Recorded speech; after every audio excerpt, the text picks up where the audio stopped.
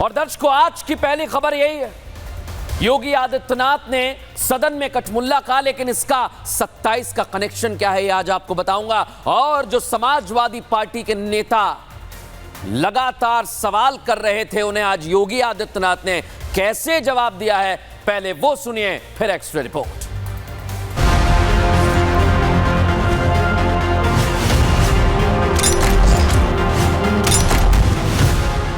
अंग्रेजी यहाँ माध्यम न बने, और इसमें कितने लोग हैं, अगर अंग्रेजी करें तो उर्दू भी कर दीजिए, उर्दू क्यों नहीं करते?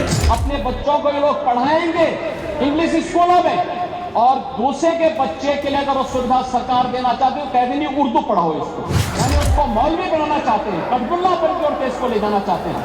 अंग्रेजी का मैं व्यक्तिगत रूप से मेरा विरोध दर्ज कर लें, बहुमत है, आप पास कर लें। और जाकी रही भावना जैसी, प्रभु मूर्ति देखी दिल जैसी, यह पहचान आप लोगों का है।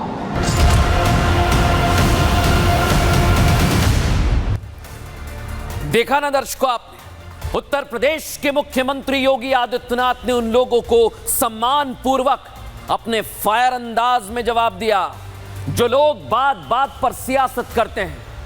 आज योगी आदित्यनाथ ने ऐसे लोगों को सीधा संदेश दिया यूपी विधानसभा के अंदर से, साफ साफ कह दिया कि जाकी रही भावना जैसी, प्रभु मूरत देखी तिन तैसी। जिसकी जैसी भावना होगी वो वही मूरत देखेगा, वही दृश्य देखेगा।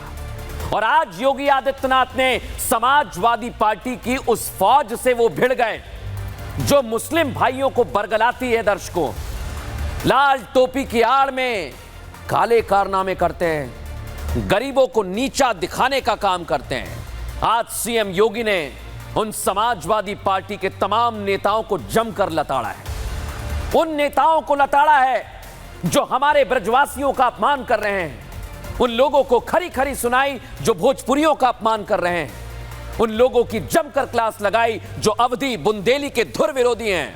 और ये लोग उर्दू के बहुत बड़े हिमायती बनते फिरते हैं दर्शकों। लेकिन आज मैं सभी जो बोलियां उत्तर प्रदेश में बोली जाती हैं, चाहे वो कौरवी हो, ब्रज हो, कन्नौजी हो, अवधी हो, बघेली हो, भोजपुरी हो, बुंदेली हो, सभी के लिए बात करूंगा। लेकिन सबसे पहले आपको सुनवाता हूं योगी आदित्यनाथ ने क्या कहा। उत्तर प्रदेश की विभिन्न बोलियों को, भोजपुरी, अवधी, ब्रज और बुंदेलखंडी को इस सदन में सम्मान मिल रहा है, और हमारी सरकार को इन सब के लिए एकेडमी का भी गठन, अलग अलग एकेडमी के गठन की कार्रवाई को भी आगे बढ़ा रही है। ये सभी हिंदी की उपभाषाएं हैं, यानी हिंदी की बेटियां हैं, भाषा की समृद्धि के आधार हैं, और हमें इसका स्वागत करना चाहिए। देखा ना दर्शकों, आप अच्छी बात कही, लेकिन यह मुद्दा क्यों उठा दर्शकों, सबसे पहले आपको यह भी समझना होगा भाषा पर यह विवाद क्यों हुआ। उत्तर प्रदेश विधानसभा में विधायकों की मेज पर सिस्टम लगा हुआ है दर्शकों, भाषा की सेटिंग उसमें की गई तो बवाल होने लगा। विधानसभा अध्यक्ष सतीश महाना ने बताया कि सभी भाषाओं में भाषण सुनने का विकल्प आपके पास होगा। यूपी विधानसभा में सदस्य अब अवधी में, भोजपुरी में, बुंदेली में और ब्रज बोली में अपनी बात रख सकेंगे, इसमें कोई बुराई की बात नहीं। जो सदस्य जिस भाषा में बात करेगा उसका अनुवाद कर दिया जाएगा। लेकिन नेता प्रतिपक्ष माता प्रसाद पांडे ने विरोध कर दिया, कहने लगे कि भाई इसमें तो उर्दू को भी शामिल करो। अरे कौन बोल रहा है उर्दू? इसी को लेकर विवाद हुआ था। पहले सुनिए जरा माता प्रसाद पांडे क्या कह रहे हैं। आप अंग्रेजी ला करके हिंदी को कमजोर करने का प्रयास हो रहा है, ये नहीं होना चाहिए। ये हिंदी अंग्रेजी यहाँ माध्यम न बने, और इसमें कितने लोग हैं, अगर अंग्रेजी करें तो उर्दू भी कर दीजिए, उर्दू क्यों नहीं करते? उर्दू भी तो भाषा है, उर्दू को नहीं करेंगे, अंग्रेजी करेंगे।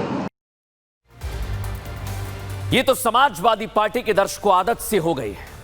अरे कोई भी काम करे उस पर उंगली उठा देंगे बस, जबकि अलग अलग भाषाओं को जोड़ने से यूपी विधानसभा में मौजूद सदस्यों के पास अवधी, भोजपुरी, ब्रज और बुंदेली में अपनी बात रखने का मौका होगा।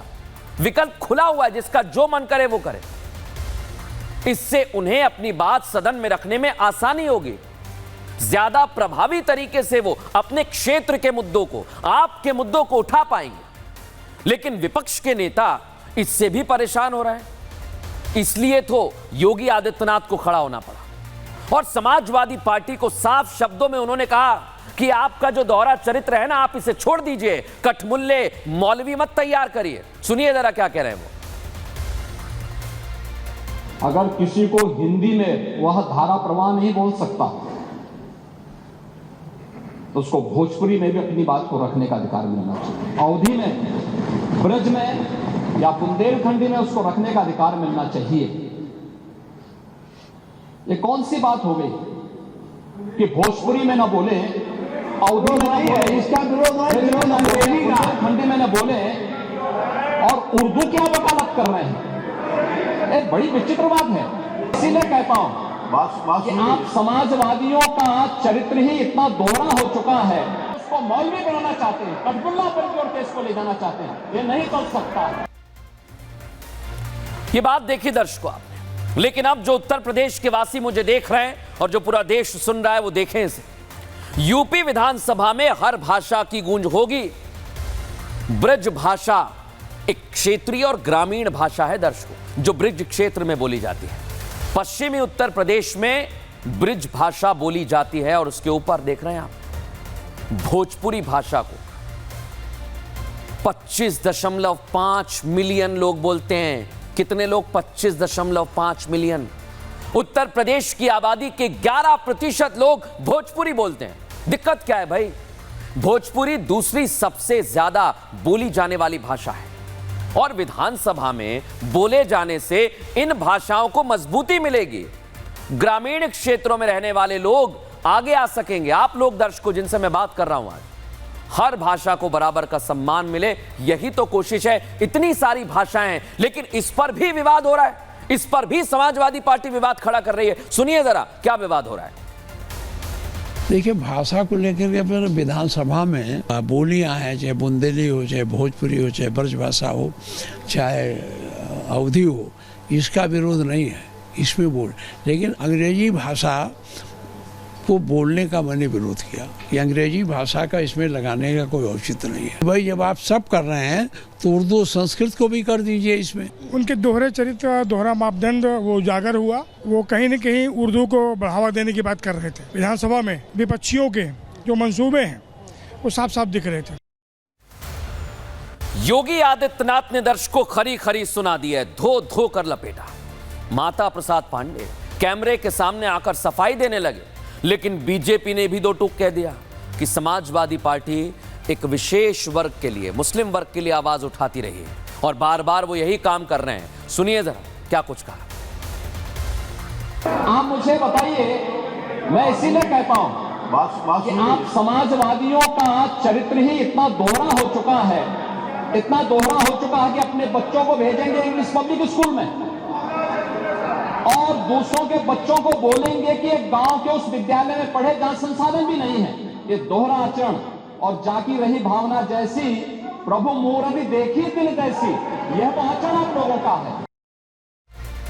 अब एक तरफ योगी आदित्यनाथ हैं दर्शकों, जो पूरे देश भर की जनता, हर भाषा, हर धर्म को साथ लेकर आगे बढ़ रहे हैं। अच्छी बात है, क्षेत्रीय भाषाओं को मजबूती मिलना चाहिए और यूपी विधानसभा से ही एकजुटता का उन्होंने संदेश दिया है। वही संदेश दर्शकों जो योगी आदित्यनाथ ने, बाबा ने हरियाणा विधानसभा चुनाव प्रचार के दौरान दिया था।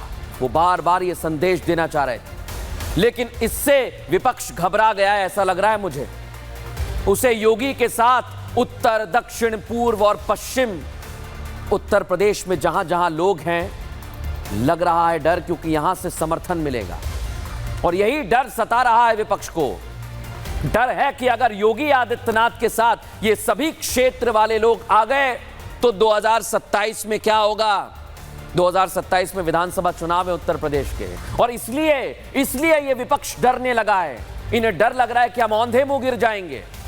अखिलेश एंड पार्टी ने अपने पीडीए फॉर्मूले को यहां भी सादे रखने का मन बना लिया है दर्शक। इसलिए तो जब विधानसभा में अवधी, भोजपुरी, ब्रज में अपनी बात रखने का विकल्प खोला गया तो समाजवादी पार्टी ने उर्दू उर्दू उर्दू वाला राग अलाप दिया है दर्शकों। और इसलिए आज मैं बताता हूं कि हुआ क्या सदन में, क्योंकि अखिलेश यादव के चाचा शिवपाल यादव भी मौजूद थे। भाषा पर यह बवाल 27 का कनेक्शन है दर्शकों। क्यों मैं बोल रहा हूं? योगी आदित्यनाथ ने क्या कहा?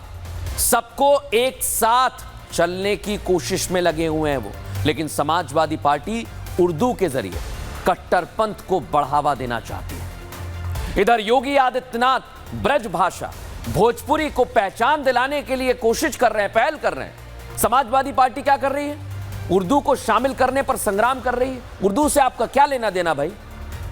योगी आदित्यनाथ राज्य भर की जनता को साथ ला रहे हैं, साध रहे हैं, लेकिन समाजवादी पार्टी मुसलमानों को अपने हक में करने का प्रयास कर रही है। यह उनकी राजनीति है। लेकिन बड़ी बात क्या दर्शक, योगी आदित्यनाथ एक एक कर हर बात का जवाब दे रहे थे। भाषा पर विपक्ष को तुरंत उन्होंने चित कर दिया, तो अखिलेश यादव को मैदान में आना ही पड़ा। 27 का चुनाव उनके हाथ से जाने का डर सताने लगा है। इसलिए अखिलेश ने सोशल मीडिया प्लेटफॉर्म एक्स पर लिख दिया। भाषा पर योगी सरकार के काम पर सवाल खड़े कर दिए उन्होंने, और योगी आदित्यनाथ को चैलेंज दे दिया, चुनौती दे दी कि यूपी में वर्ल्ड क्लास स्कूल विकसित करें आप। क्या कह रहे हैं अखिलेश यादव? पहले आपको वो सुनवाता हूं। मौलाना बनना भी अच्छा होता है, योगी बनना भी अच्छा होता है, लेकिन खराब योगी बनना ठीक नहीं है। जहाँ तक पढ़ाई के सवाल है, समाजवादी पार्टी ने लैपटॉप दिया था हाथ में, और मैं इस बात को शर्त के साथ कह सकता हूँ, मुख्यमंत्री जी जिस वार्ड में रहते हैं उस वार्ड में भी 100-200 समाजवादी पार्टी के दिए हुए लैपटॉप मिल जाएंगे, और कितना पुराना आज भी चल रहा होगा। तो हम किसी पढ़ाई के लिए नहीं रुकते, हम तो लैपटॉप बांटने वाले लोग हैं। सुना आपने अखिलेश यादव को। अब अखिलेश जी, आप जो ये लैपटॉप देने की बात कह रहे हैं, मैं आप ही के कार्यकाल का आज एक फरमान आपको याद दिलाता हूं, क्योंकि एक्सरे हम पूरा करते हैं, छोड़ते नहीं हैं, जिसमें आपने स्कूलों में बच्चों को पढ़ाने की अच्छी सुविधाएं देने के बजाय अपनी सरकार का गुणगान और वाहवाही कराने का आदेश तक दे दिया था। दर्शकों, आपको याद नहीं होगा, लेकिन बताता हूं। अखिलेश की सरकार 2013 के आसपास की बात है, 12-13 की। खराब हो रही थी उनकी छवि, और खराब होती छवि को सुधारने के लिए फरमान दे दिया। क्या फरमान? समाजवादी पार्टी सरकार ने स्कूलों का सहारा लिया, कहा कि प्रार्थना सभा में यूपी सरकार का बखान किया जाए, बच्चों को सरकारी योजनाओं की जानकारी दी जाए, और वो प्रार्थना में सारी योजनाओं को याद करें, ये योजनाएं। लेकिन क्या हुआ दर्शकों? बार बार विपक्ष ऐसी ही कोशिश कर रहा है, और इसलिए 27 में ये जंग और ज्यादा बढ़ी होने वाली है।